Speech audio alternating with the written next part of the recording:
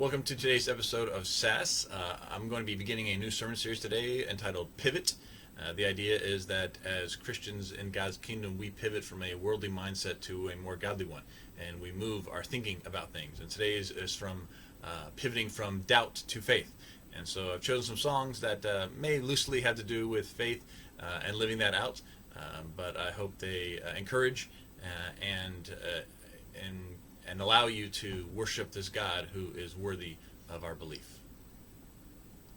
I want to begin this morning with an oldie but a goodie. Oh, for 1,000 tongues to sing.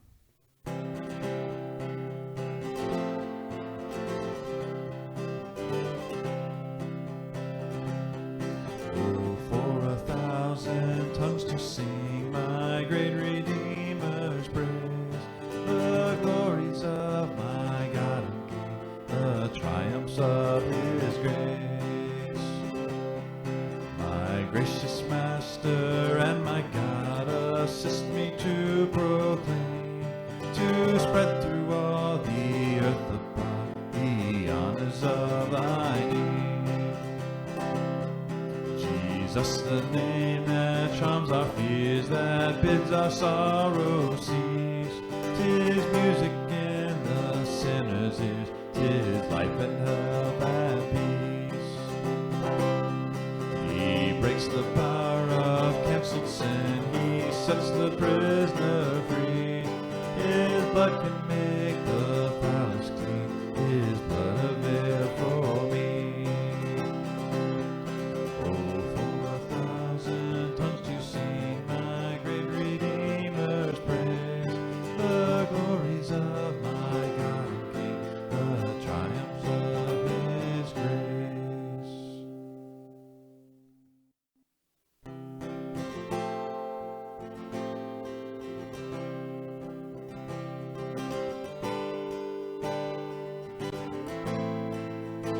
You are here, moving in our midst. I worship you, I worship you. You are here, working in this place. I worship you, I worship you. You are waymaker, miracle worker, promise keeper, light in the darkness. My God, that is who you are. You are here, touching every heart. I worship you, I worship you. You are here, healing every heart. I worship you, I worship you. You are waymaker, miracle worker, promise keeper, light in the darkness. My God, that is who you are. You are here, turning lives around. I worship you, I worship you. You are here, mending every heart. I worship you, I worship you.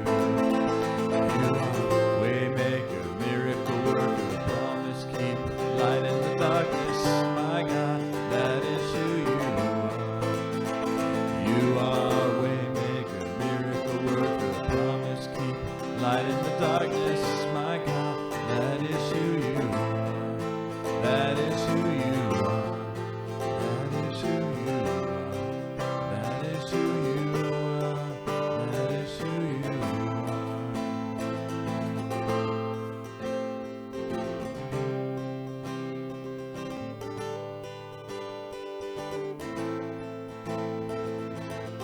Even when I don't see that you're working, even when I don't feel that you're working, you never stop working, you never stop working. Even when I don't see it, you're working, even when I don't feel it, you're working, you never stop working, you never stop working. Waymaker, miracle worker, promise keeper, light in the darkness. My God, that is who you are. You are waymaker, miracle worker, promise keeper, light in the darkness. My God, that is who you are. That is who you are. That is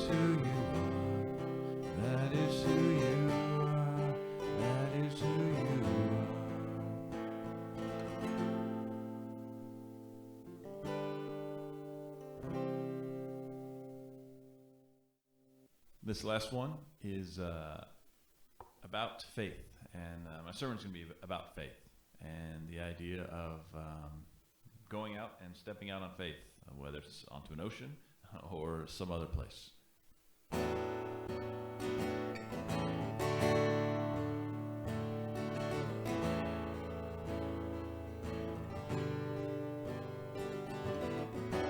Call me out upon the waters, the great unknown, where feet may fail. And there I find you in the mystery, in oceans deep, my faith will stand. And I will call upon your name, keep my eyes above the waves. When oceans rise, my soul will rest in your embrace, for I am yours, and you are mine.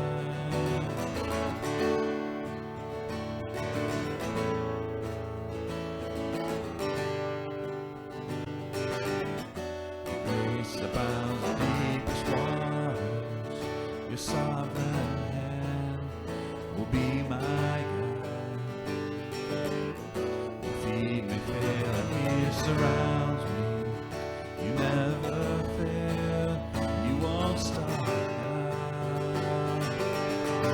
And I will call upon your name, keep my eyes above the waves. When oceans rise, my soul will rest in your embrace, for I am yours, and you are mine.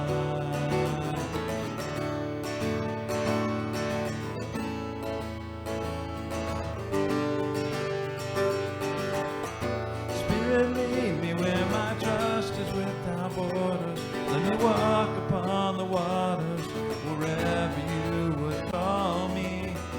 Take me deeper than my feet could ever wander, and my faith will be made stronger in the presence of my Savior.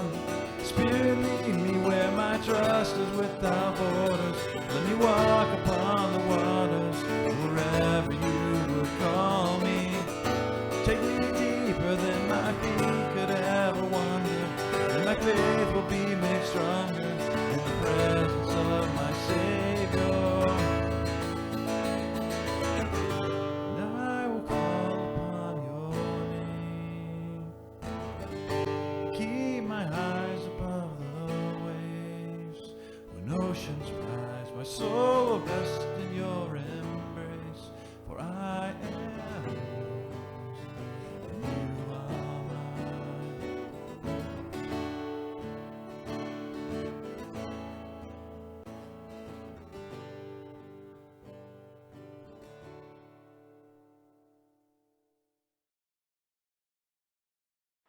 Hey, Ross.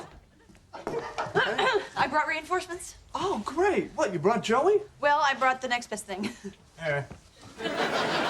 Chandler? You brought Chandler? The next best thing would be Monica. You know, I would be offended, but Monica is freakishly strong, so. You know, just follow my lead. Okay. Come on, Chandler. All right, okay. Here we go. All right, ready? Yeah. Turn. Okay. Turn. Turn. I don't think we can turn anymore. Ross, I just don't think it's gonna fit. Oh, yeah, well, come on, up, up, up, up. Up. Yes. Here we go. Pivot. Pivot. Pivot. Pivot. Pivot. Pivot. Shut up! Shut up! Shut up! Okay, I don't think it's gonna pivot anymore. You think?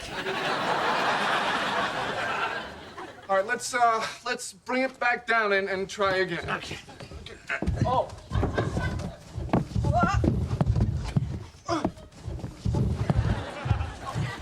Okay, yeah, I think it's really stuck now. Can't believe that didn't work. I know, me neither. I mean, you had a sketch. Oh, you know what? What did you mean when you said pivot? I really can't stand the show Friends, to be honest, but I do find that clip to be pretty humorous. It's hilarious that if they just keep yelling pivot, that somehow they're going to be able to squeeze this couch around a corner, right? And when I think of pivoting, I think of basketball, of course. Once you pick up your dribble, you can pivot around on one foot. You can spin 360 degrees to find a better option. And I love that aspect of basketball. It gives you so many choices rather than just straightforward, where you stop is what you've got. But basketball is one thing, life is another. Changing direction and course is not easy. Sometimes more options are not better. One of the hardest things to do in life is to change. It's inherent even in science and in nature. When we think of momentum, we think of how much energy is required to slow that momentum and switch directions. Think of boats and trucks and trains. They don't stop on a dime, do they? And when it comes to human nature, it seems that changing may be even harder. When a certain selfish mentality is ingrained in us from birth, it's hard to change, isn't it? Which is what makes the gospel so revolutionary. The gospel message comes face to face with a world that says, this is the way it is. This is the way it's got to be. Just deal with it. But the gospel says, no, that's not the way it is. And that's not the way it has to be. Things can be different. I liken the gospel to, and the kingdom of God, to reverse-threaded bolts. Our whole lives we are taught how to screw nuts and tighten bolts, right? Righty-tighty, lefty-loosey. Over and over again. Righty-tighty, lefty-loosey. Even now, today, I'm almost, I'm over 40, and I needed that little reminder to help me. Righty-tighty, lefty-loosey. But what happens when you encounter reverse-threaded things? It throws everything off. It's opposite day, bizarro world. It throws what we've come to accept into complete disarray. And the kingdom of God, it's a lot like that. Our world says, follow your heart. But Jesus says, follow me. Our world says, believe in yourself. Jesus says, believe in me. Our world says, discover yourself. Jesus says, deny yourself. Our world says, be true to yourself. But Jesus says, be true to me. The kingdom takes an ideology and it completely pivots it to something else. The way to live is to die. The way to rule is to serve. The way to be first is to be last. It goes against everything that is proclaimed to us in our society. It reverses the patterns that are ingrained in us by our world. And if you think that Christians are the only ones who are discipling people, you'd be mistaken. Everyone is being discipled by someone or something in our culture. Everyone's mind and heart is contested space. Society has a vision of the good life, and Christianity has an alternative competing one. They're at odds. This is not neutral space. But for so many people who are steeped in a certain mentality, the momentum is too strong to turn the ship around. And that's the reason why evangelism and discipleship are so hard. It's a constant battle to swim upstream, against the current, against the worldview that people have believed since birth, against the teaching that we receive from our culture day in and day out. We see what happens when our lives are shaped by the culture around us instead of by Christ and his calling. Our surrounding culture has now become the most effective example of discipleship that can be found. A culture that pushes back against God's purposes for people. It's going to attempt to reshape their hearts and their minds. You know, we live in one of the most skeptical, insecure, individualistic, consumer-driven, exhausted cultures ever to exist. And it's not just our world. Our churches are filled with disciples of popular culture instead of transformed followers of Jesus. And so the church is fighting an uphill battle. The call for us to follow Jesus as true disciples in this generation stands as the greatest challenge on the planet. But for those who will forsake everything else to make Jesus the ultimate thing in their lives, there's the promise of actually becoming the people God created us to be and seeing his kingdom come on this earth. The pages of the Bible describe this quality of life, and church history testifies to what happens when people answer the call to live their lives as a chosen generation. You know, Jesus called his disciples to enter in a different quality of life here and now. A new life, a full life, an abundant life. Paul says, the old is gone, the new has come. He also says that all the things of this world that the world values, he counts it as rubbish compared to this new life that Jesus promised and has brought. And so how come a lot of Christians that I know don't seem to be experiencing this sort of life because change is hard. And so this morning, I'm going to begin a new series entitled Pivot. The goal is simple: identify a principle that has become ingrained in us by our culture and attempt to reverse it with a godly principle. Because as we pivot and change course, we begin heading in the direction that God desires for us. And this reversal occurs in small, daily decisions that we make as we hear the voice of God calling to us. And the first pivot takes us from doubt to faith. We're taught to be skeptical of other people, of absolute truth, of religion. At the same time, we're told to accept the falsehoods of this world, things that are logically untenable. To accept people, no matter what. To not judge anyone or anything except organized religion, probably. Our society tells us to be skeptical of everything. And really, the only thing you should believe in is yourself. We're taught to be skeptical of anyone who tries to tell us what is best for our lives other than ourselves. We know best. And at the same time, we're bombarded with shows and ads that remind us that we are not good enough, we are not smart enough, not pretty enough, not thin enough, not anything enough. And we are left not knowing what to believe in. Scientists once studied a snake that was double-minded. I mean, literally. It was born with two heads, and each head had a mind of its own and would try to control its body. In one moment, it would crawl one way, and the other mind would take over, and the snake would crawl in a completely different direction. It truly was double-minded. That's the picture of doubt that plagues our society. We don't know which way is up and which way is down, because doubt is not always unbelief. It wavers between faith and unbelief, unable to make up its mind what it wants to be. And so people become paralyzed, not wanting to go in the wrong direction, to make the wrong choice, to say the wrong thing, to offend the wrong person. Christianity just gets dismissed as just another oppressive system that we should not believe in. Over and over, our society tells us to doubt everything. But God says, believe in me.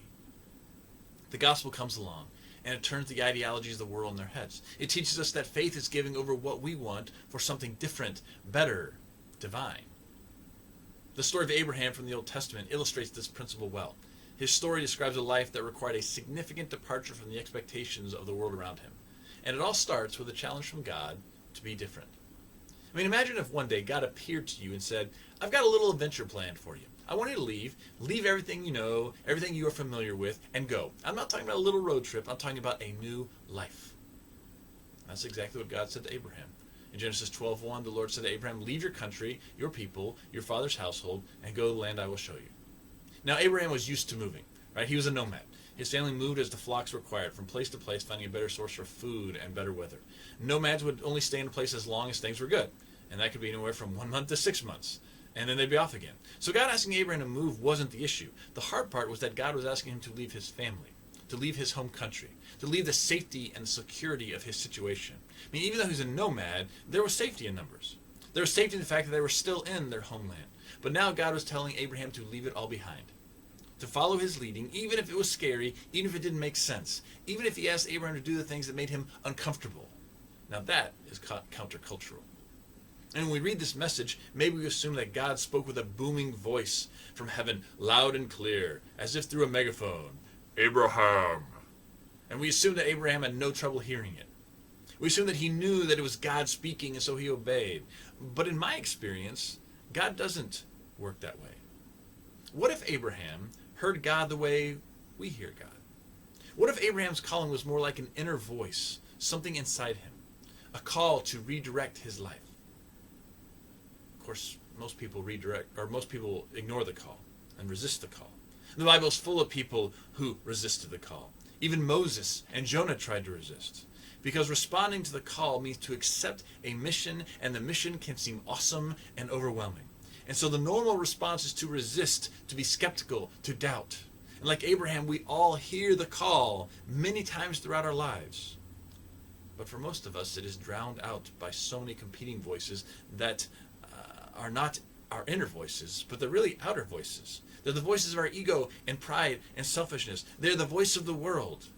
But this is what's so extraordinary about Abraham. He heard the call, and he went.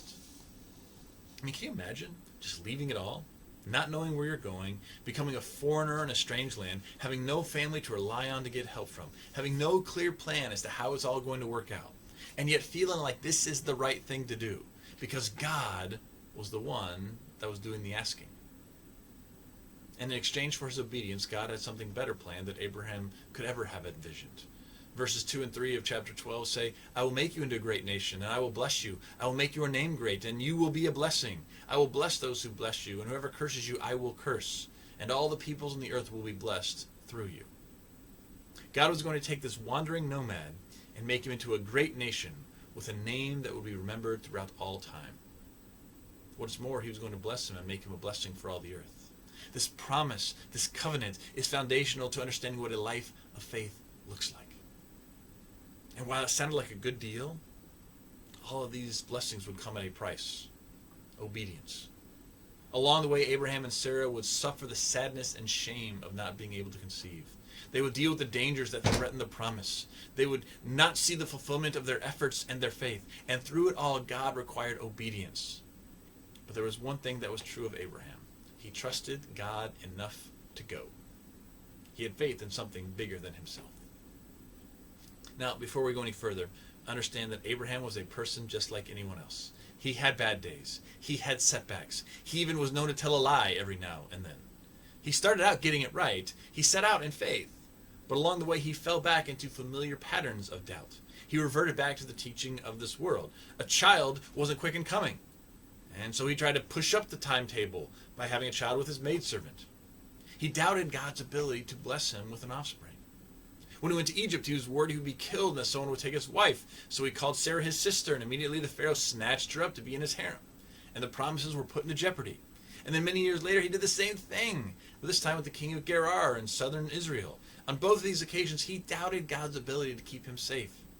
These ingrained patterns are hard to overcome for all of us, even people who are heralded as people of faith. But we see that when we have a lack of faith, the consequences don't just affect us. Our doubts can cause strife within families. They can cause problems for others. They keep us from being people of faith. Instead, we become skeptics, just like this world. But Abraham's story ends by coming full circle. Just as God called Abraham to strike out in faith on a new life, he called Abraham to sacrifice Isaac.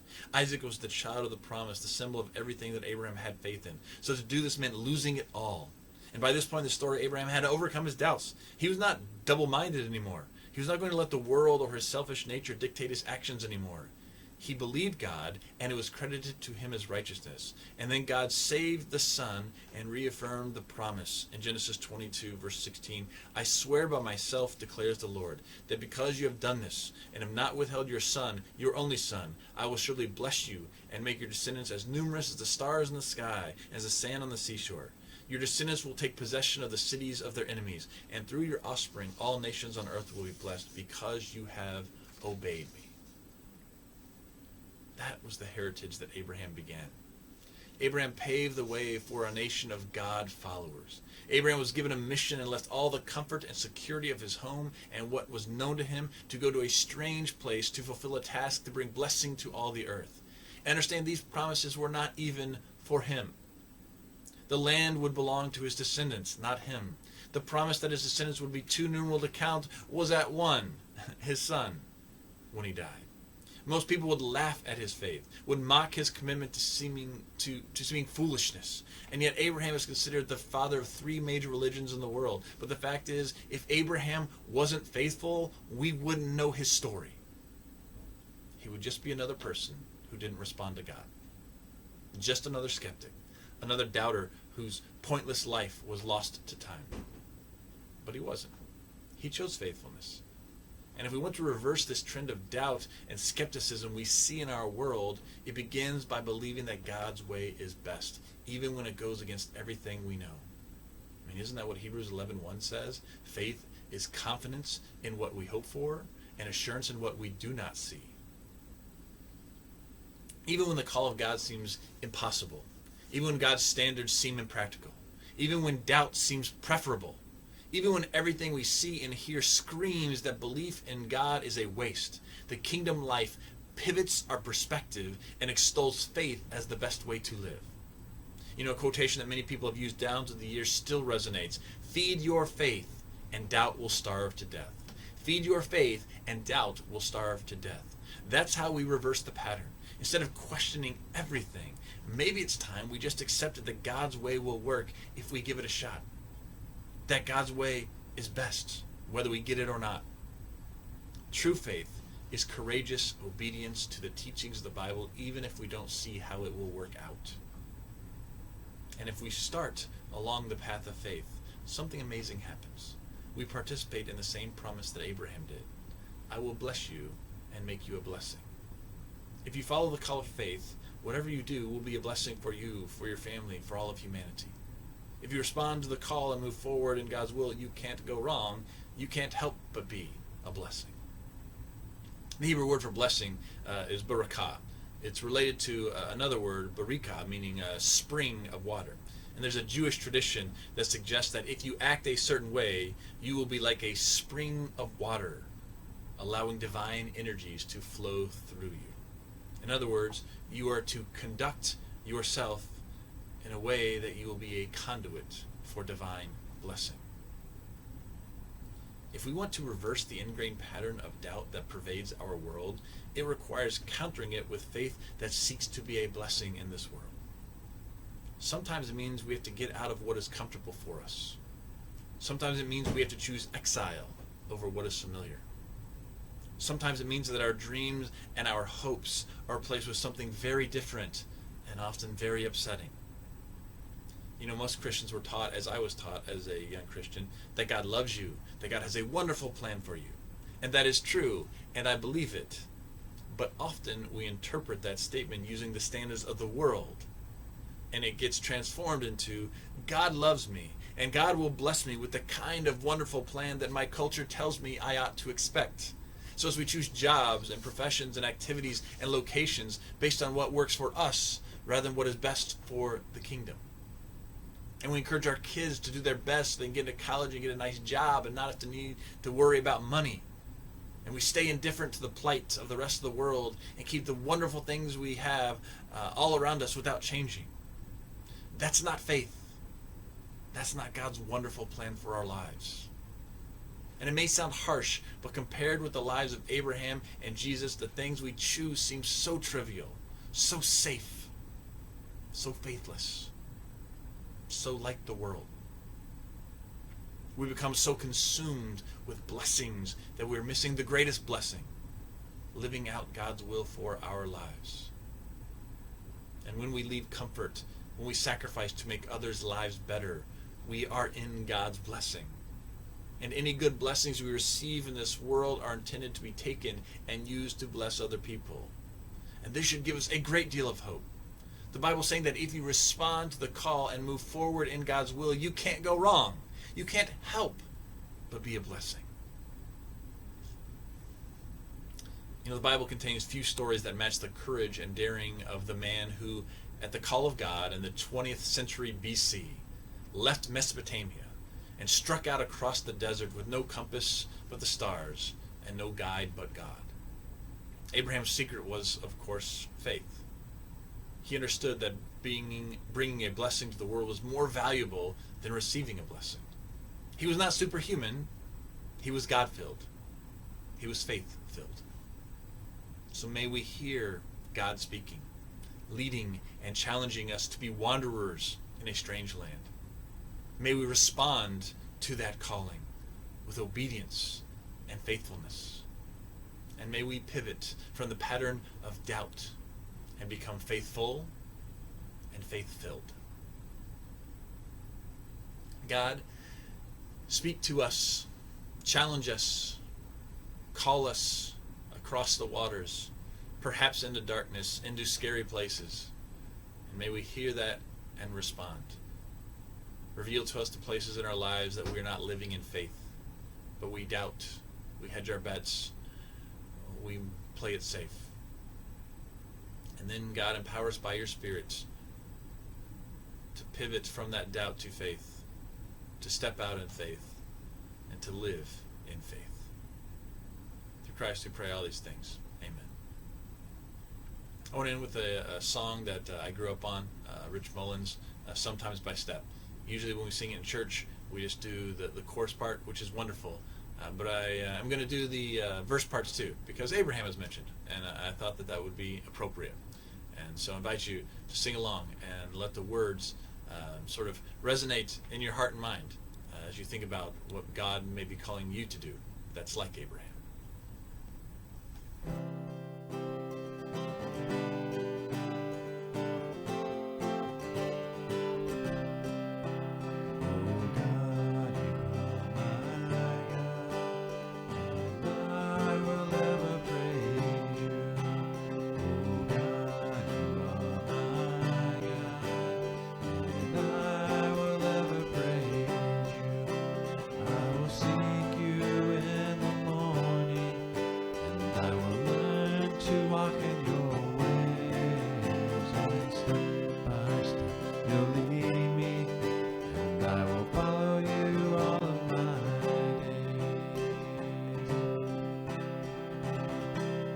Sometimes the night is beautiful.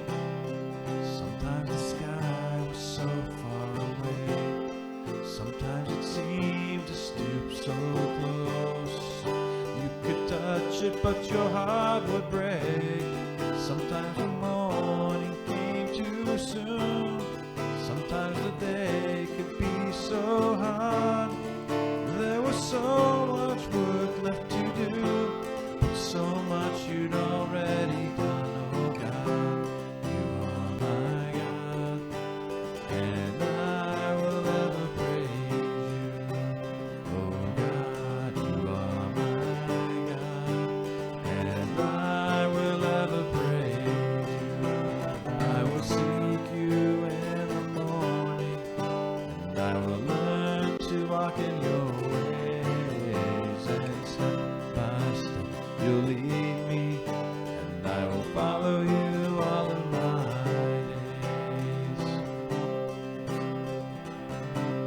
days. Sometimes I think of Abraham. One star he saw had been lit for him. He was a stranger